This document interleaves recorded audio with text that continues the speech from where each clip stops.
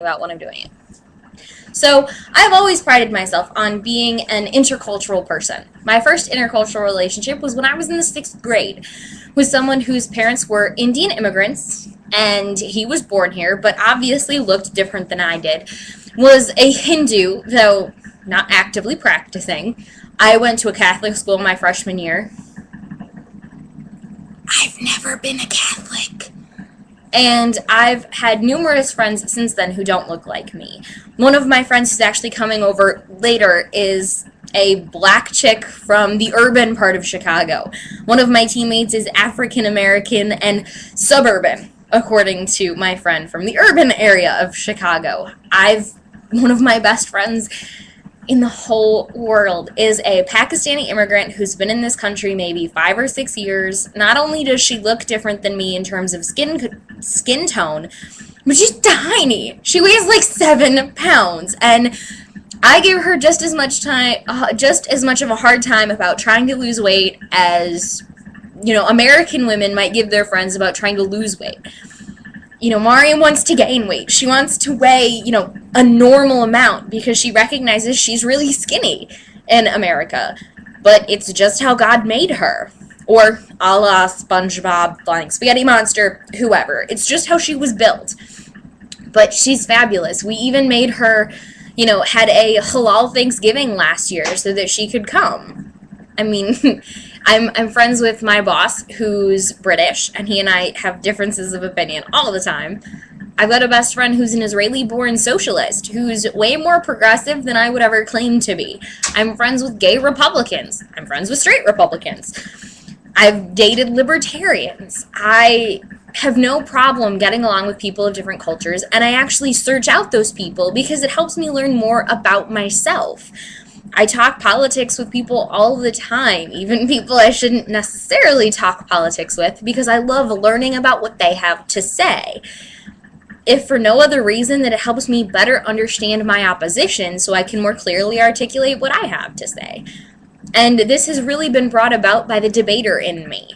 When I started debate, 5 years ago, that's one of the things you have to learn, how to effectively communicate with people who have different opinions than you do and are voicing different opinions than you are. However, I'm in a class that deals with this type of intercultural communication, and I received a comment from someone in class that I actually find to be really racist, and I had viewed it to be incorrect and unfair. It was actually, my African American female coworker from the urban area of Chicago that said, "Honey, that's really racist. You need, to say something." And I will give you some paraphrasing as well as a direct quotation. We went to some cultural events on campus to try and experience other cultures that were on campus. And it's something that I always felt was really challenging because a lot of the stuff that I really wanted to go to, like Deaf Town and the Deaf Pride Awareness Week, I either had to work or I had classes because most of it was taking place at night. I had Tuesday and Thursday night classes, but I had speech meetings on Monday nights. I had work, Wednesdays, Fridays. I was busy a lot, so a lot of times things were taking places when I had class. I didn't actually have that large variety of things that I could go to because stuff that was taking place during the day, I have classes Monday through Thursday. So I didn't have a huge amount of options. And it was hard to find things that were drastically outside my comfort zone because I have a really big comfort zone. It's hard to find an event where I would feel completely uncomfortable. I mean, heck, even in terms of, deaf culture, I worked at Safety Town in my hometown. Essentially, it's where kids learn about, rules of the road and bike safety. We have this little town where you go and you have to follow the rules, and if you don't, follow proper bike procedure, you get thrown in Safety Town jail, and you work it when you're, 6th, 7th, and 8th grade as the counselors, and one of my kids was deaf, and my group was her and all of her friends, which they did on purpose to make it easier for Marissa, but she was almost completely deaf. I went to school with someone my freshman year who was deaf. So even that isn't really outside my comfort zone. I've been really, really fortunate in that way. However, I was told I would have gotten more out of the experience if I'd gone to a larger variety of events, which, and I quote, would have forced me to mingle and would okay, this is the quote, where I had to mingle and would be challenged to understand people who didn't look like me, people with diverse and much different opinions about society and the world than I have. And I was, when I thought about that, I was like, really? What makes you think that that's outside my comfort zone?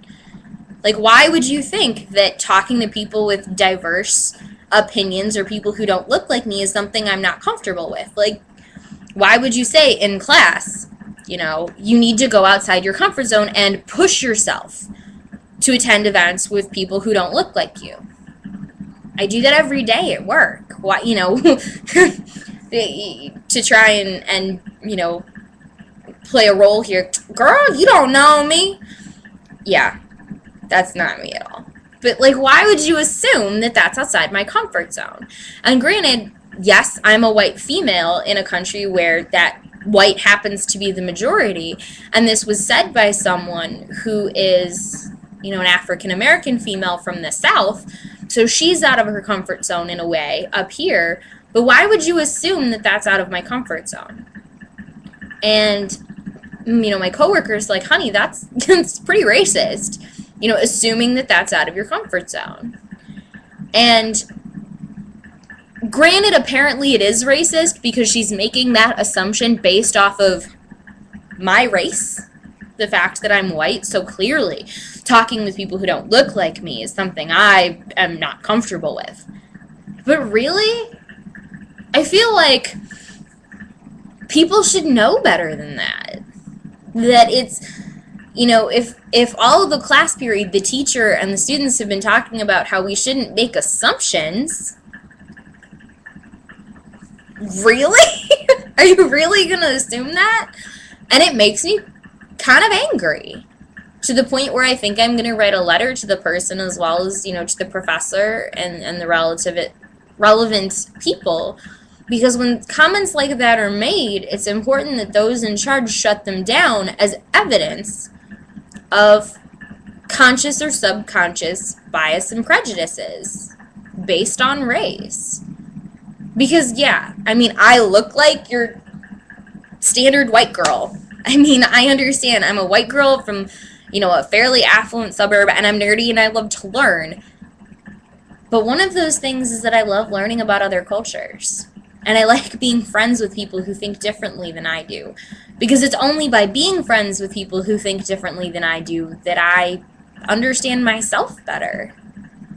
It's not until you have conversations and date a Mormon that you can better understand why strict religions like that aren't for you. Which, been there, done that. It's not unless you have in-depth religious discussions with people of a variety of faiths. It's not until that point that you can say, you know what, organized religion, not for me. Which, apparently this person made an assumption about my religious beliefs as well, because I see society and the world in a very different place than most of the people in this country. Because I'm not Christian. I'm not Christian, though I was raised that way. I don't see the world through a Christian perspective. But I'm not Muslim. I'm not a Hindu. I'm not a pagan. But I'm also not an atheist either. I disagree with all of those perspectives on the world, though I recognize their right to exist and their being right for other people. They're just not right for me. My religious beliefs are actually really different from most people's. So even having conversations with people who happen to be Christian means that I'm having conversations with people who see society and the world through a very different lens than I do. And I've had to campaign to have my beliefs respected by people, because those who are atheists, generally speaking, hear my religious beliefs and go, oh, you're one of those Jesus freaks.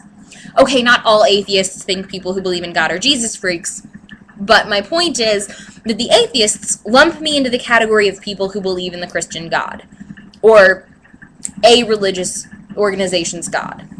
Generally Christian, but however, those same Christian people lump me in with the atheists. Neither group wants me, neither group claims me, but I don't claim either group either.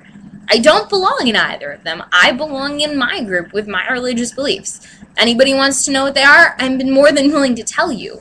But I've had to fight to be accepted despite my beliefs, even from my own parents. More so my mom than my dad, but so sitting there and assuming that based off of what I look like and a semester's worth of classes, you are making the decision that I am only in my comfort zone when talking and mingling and experiencing life with people who look like me and think about the world that I do, the way that I do, is actually really racist and really offensive.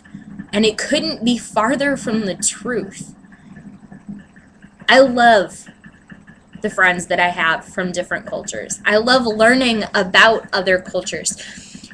Hell, I would move to Ireland if I could because I actually like their culture better than ours. Okay, at least their food is better, and I find that people are nicer overall, but I love this country too.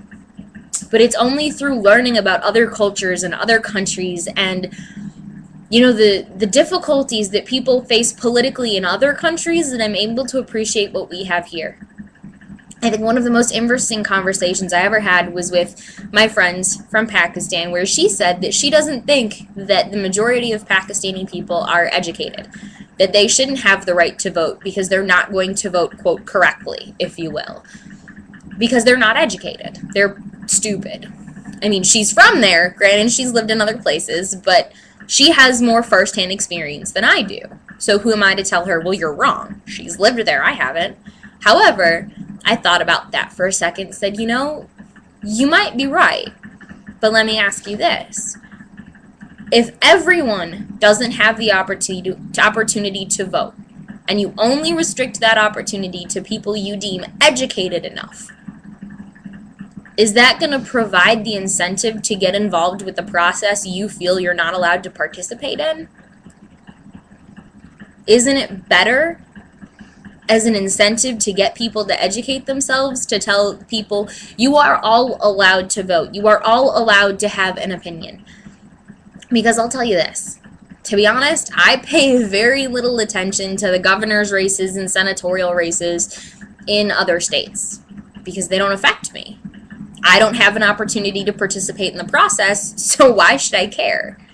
I mean, I learned about, you know, Joe Brown, Senator Brown, you know, when he was appointed because everybody made such a big stink about it because of the ramifications on the national stage. But for the most part, I don't pay attention to races in other states because I'm not involved in the process. I'm not allowed to be involved in the process. I'm not allowed to vote or have a say.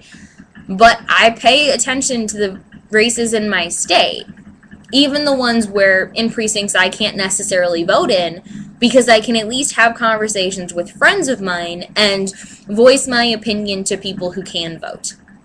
You're more likely to pay attention to processes and situations you're allowed to be a part of, and can play a part in, than ones you're told that you don't belong in. So I guess my moral of the story, my message, if you will, is if it's not okay for white people to stereotype people of other races and to assume that people with different dialectical varieties are stupid, which, let's be honest, just because you don't speak standard English does not make you stupid. You know, Ebonics and Southern dialects are just as valid as Midwestern dialects. They're different. Doesn't make one better or one worse. If we're not supposed to stereotype based on the color of our skin, I'm not supposed to think that, you know, Mexicans are lazy or that black people are stupid. And I think neither, because I know a lot of immigrant families, regardless of the country they come from, actually try and work way harder because they recognize all of the chips that are stacked against them. That and some of the smartest people I've ever met weren't white. I pride myself on not being prejudiced in most ways, and when I find a prejudice that I have, I work really, really hard to counteract it because I don't want to stereotype people any more than I want to be stereotyped. But if I, as a white person, am not allowed to stereotype other, you know, minorities, Those minorities shouldn't be allowed